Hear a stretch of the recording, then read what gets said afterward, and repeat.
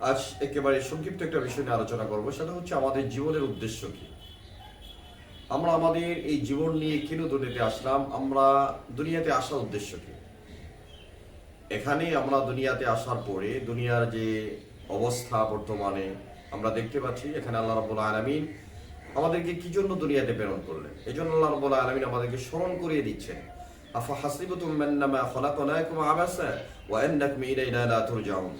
তোমরা কি মনে করেছো যে আমি তোমাদেরকে দুনিয়াতে অনর্থক বানিয়েছি এবং তোমরা আমার কাছে ফিরে আসতে হবে না?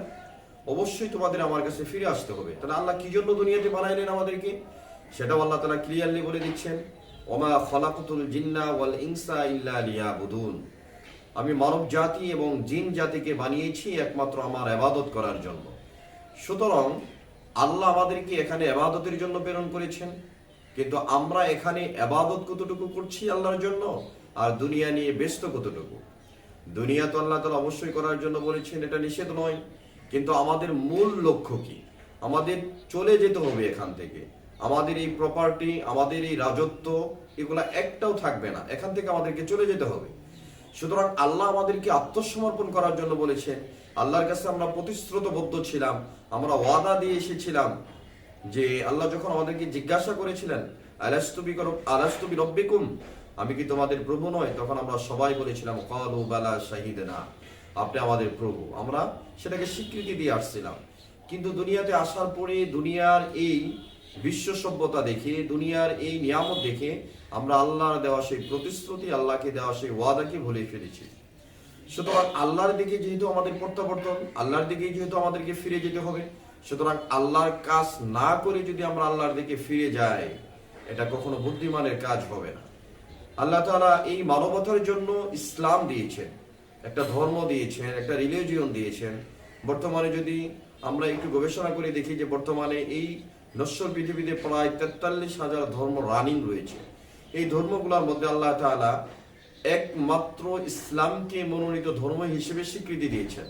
সুতরাং যেখানে আল্লাহ রাব্বুল আলামিন ইসলামকে স্বীকৃতি দিয়েছেন, অন্য কোনো ধর্মের ব্যাপারে কোনো স্বীকৃতি নেই।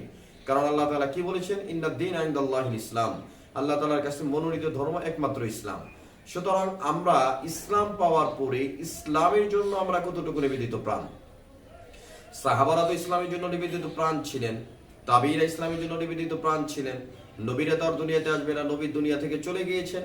সুতরাং সাহাবা ছিল, সাহাবারা দুনিয়া থেকে চলে গিয়েছেন, তাবিঈ চলে গিয়েছেন, আইম্মে মুতাকাদ্দিমিন, আইম্মে মুতাআখিরিন সবাই দুনিয়া থেকে চলে গিয়েছেন। ইসলাম কিন্তু থেমে যায় না, ইসলাম থাকবে। কিন্তু ইসলামটাকে বিজয় করতে হবে। আল্লাহ তাআলা নিজে আসমান থেকে এসে করবেন না, বরং মানুষের মাধ্যমে, মুসলমানদের মাধ্যমে আল্লাহ তাআলা ইসলামের বিজয়কে সুনিশ্চিত করতে চান। সুতরাং আল্লাহ রাব্বুল আলামিন, আমি একটা এক্সাম্পলে আমি শেষ করে দেব। দেখেন, এখানে একটা বিষয় খুবই একেবারে ক্রিটিক্যাল ভাবে আমাদের একটু চিন্তা করা দরকার, একে ডিপ্লাই ভাবে চিন্তা করা দরকার। সেটি হচ্ছে, আপনারা দেখবেন আদম আলাইহিস সালাতু ওয়াস সালাম থেকে শুরু করে যত নবী আল্লাহ তাআলা প্রেরণ করেছেন, সমস্ত নবীদের ধর্ম ইসলাম ছিল।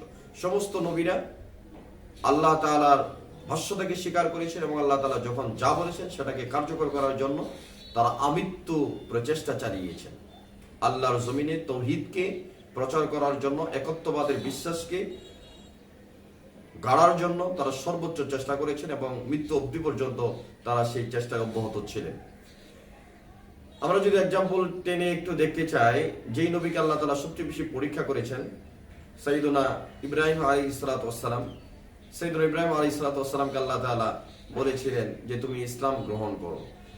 তো সাইয়্যিদুনা ইব্রাহিম আলাইহিস সালাতু ওয়াস সালাম দ্বিতীয় কোন আল্লাহর কাছে প্রশ্ন করেন নাই, তিনি ডাইরেক্টলি বলেছেন আসলামতু লিরাব্বিল আলামিন, আমি বিশ্ব পালনকর্তা আল্লাহ তাআলার কাছে আত্মসমর্পণ করলাম। ইব্রাহিমকে বলেছেন কোরবানি করার, সঙ্গে সঙ্গে কোরবানি করেছেন। এই প্রশ্ন করে নাই আল্লাহ, আমার এই বাচ্চাকে আমি কি জন্য কোরবানি দেব? মাত্র সে আমার 86 বছর পরে বা 90 বছর পরে একটা বাচ্চা দিয়েছেন, তাকে আমার কোরবানি দেওয়ার জন্য বলছেন? তো এই ধরনের কোনো যুক্তি তিনি দাঁড় করেন না। ইব্রাহিমকে বলছেন মক্কার ধুধু প্রান্তরে ইসমাইল সহ তার মাকে সহ রেখে আসো। তো ইব্রাহিম আলাইহিস সালাতু ওয়াস সালাম এখানে এই প্রশ্ন করেন যে আল্লাহ, আমি ওখানে কি জন্য রেখে আসবো? কারণ ইসলাম আপনাকে যেটা বলেছে আত্মসমর্পণ করা, এখানে যুক্তির নাম ইসলাম নয়। কারণ আল্লাহ তাআলা যুক্তি দিয়ে ইসলামকে প্রতিষ্ঠিত করতে চায়নি। সুতরাং ইসলামের অর্থ হচ্ছে আপনার ভাষ্যতা স্বীকার করা, আল্লাহ দেওয়া বিধানগুলোকে পুঙ্খানুপুঙ্খভাবে আদায় করা। এখানে যুক্তি তর্কের কোনো অবস্থা নেই। সুতরাং আল্লাহ আমাদেরকে যেটা বলেছেন, আমরা দুনিয়াতে আসার পরে সেই লক্ষ্যবস্তুকে হারিয়ে ফেলছি। কেন? আজ আমরা এখানে অর্থনৈতিকভাবে ডেভেলপমেন্ট হতে যাচ্ছি, আমরা এখানে ইন্ডাস্ট্রি তৈরি করতে যাচ্ছি, এখানে আমরা সবকিছু করতে যাচ্ছি, কিন্তু আল্লাহ যে উদ্দেশ্য নিয়ে আমাদেরকে প্রেরণ করলেন সেটা থেকে আমরা অনেকটাই দূরে, আমরা প্রকৃত ইসলাম থেকে অনেকটাই দূরে। সাহাবাদের ইসলাম আর আমাদের ইসলাম, সাহাবাদের দিন আর আমাদের দিন, সাহাবাদের যুদ্ধ আমাদের যুদ্ধ, সাহাবাদের কালচার আমাদের কালচার, এগুলো যদি আমরা একটু কম্প্রোমাইজ করে দেখি, একটু যদি আমরা তুলনা করে দেখি, তাহলে দেখা যাচ্ছে যে অনেক ব্যবধান। এই জন্য আল্লাহ যে বিধান দিয়ে, আল্লাহ যে শর্ত দিয়ে আমাদেরকে দুনিয়াতে প্রেরণ করেছেন, সেটা যদি আমরা ভুলে যাই এই ছোট্ট জীবনে, তাহলে খাসারুদ দুনিয়া ওয়াল আখিরা, আমাদের দুনিয়াও শেষ হয়ে যাবে, আমাদের আখিরাতও শেষ হয়ে যাবে। সুতরাং আল্লাহর কাছে যেহেতু আমাদের প্রত্যাবর্তন, আল্লাহর কাছে যেহেতু আমাদেরকে চলে যেতে হবে, সুতরাং প্রপার্টি, রাজত্ব সবকিছু থেকে যাবে। মৃত্যুর আগ মুহূর্তে যদি আপনি যদি ক্যান্সার আক্রান্ত হন, মাত্র 10 মিনিট সময় বাকি আছে, এই সময় যদি আপনার সামনে আপনার সমস্ত অর্থকে ঢেলে দেওয়া হয়, আপনি কি বলবেন? আমার 10 মিনিট না, আমাকে 1 বছর যেন হায়াত বাড়ানো হয় এই টাকা দিয়ে। আপনি প্রয়োজনে বলবেন আমার জীবনের যত প্রপার্টি, যত রাজত্ব রয়েছে সবকিছু ঢেলে দাও, কিন্তু আমাকে 1 সেকেন্ড হায়াত বাড়িয়ে দাও। এটা নট পসিবল, এটা সম্ভব নয়। এই জন্য আল্লাহ রাব্বুল আলামিন কোরআনের মধ্যে বলেছেন, ওয়ানফিকু মিম্মা রাযাকনাকুম মিন ক্বাবল আন ইয়াতি আহাদাকুমুল মাউত ফায়াকুল রাব্বি লাউলা আখারতানি ইলা আজালিন করিব ফাআসাদদাকু ওয়া আকুম মিনাস সালিহিন। যে তোমরা মৃত্যুর আগেই আল্লাহর দেওয়া সম্পদ থেকে, আল্লাহ তোমাদেরকে যে রিজিক দিয়েছেন সেটা থেকে ব্যয় করো। তোমরা এমন বলিও না যে আল্লাহ এখন মৃত্যু চলে আসছে, আপনি আমাকে সুযোগ দেন, আমি আমার সব রাজত্ব, সব প্রপার্টি মানুষকে দান করে দিব। এটার জন্য আপনাকে কোনো সুযোগ দেওয়া হবে না। এই জন্য সন্তান, এই জন্য সমাজ, রাষ্ট্র, দেশ আমাদেরকে যেন আল্লাহ থেকে গাফিল করতে না পারে। আমাদের মূল শিকড় হচ্ছে আল্লাহর প্রতি অগাধ বিশ্বাস, আমাদের মূল ঈমান হচ্ছে রাসূল সাল্লাল্লাহু আলাইহি ওয়াসাল্লামের উপর বিশ্বাস, আমাদের মূল থিওরি হচ্ছে আল্লাহ ছাড়া দ্বিতীয় কোনো উপাস্য নেই। আল্লাহর দেওয়া বিধানকে আল্লাহর জমিনে প্রতিষ্ঠিত করার জন্য সংগ্রাম করা, এবং সর্বোপরি আমরা যতটুকু জানি সেতটুকু জানার উপর আমল করা, যদি না জানি সেই বিষয়গুলো জেনে আমল করা। কারণ আল্লাহ তাআলা কোরআনের মধ্যে বলেছেন, ফাসআলু আহলা যিকরি ইন কুনতুম লা তা'লামুন। যদি না জানো, যারা জানে তাদের কাছে জেনে নাও। সুতরাং জানার কোনো বয়স নেই, জানার কোনো সময় নেই, যে কোনো মুহূর্তে যে কারোর কাছে আমরা শিক্ষা অর্জন করতে পারি, জানতে পারি। সুতরাং ইসলাম সম্পর্কে আমাদের জানা, ইসলাম নিয়ে আমাদের গবেষণা করা, এটা অবশ্যই দরকার। কারণ আল্লাহ কোরআনের মধ্যে বলেছেন, আফালা ইয়াতাদাব্বারুনাল কোরআন, তোমরা কোরআন নিয়ে কেন গবেষণা করো না? ওয়ালাউ কানা মিন ইনদি গায়রিল্লাহি লাওয়াজাদু ফীহি ইখতিলাফান কাসীরা।